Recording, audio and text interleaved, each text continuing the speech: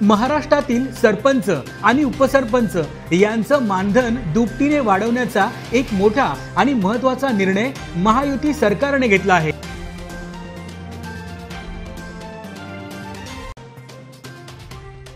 या निर्णयानुसार आता सरपंचांना ग्रामपंचायतीच्या लोकसंख्येच्या वर्गवारीनुसार 6,000 ते 10,000 रुपये तर उपसरपंचांना 2,000 ते 4,000 रुपये पर्यंतचं दरमहा मानधन मिळणार आहे। सध्या सरपंचांना 3,000 पासून ते 5,000 रुपयांपर्यंतचं मानधन मिळतं, तर उपसरपंचांना दरमहा 1,000 ते 2,000 रुपयांपर्यंतचं मानधन मिळतंय। महाराष्ट्रातील 28,813 ग्रामपंचायतींच्या सरपंच आणि उपसरपंचांना या मानधन वाढीचा मोठा लाभ मिळणार आहे।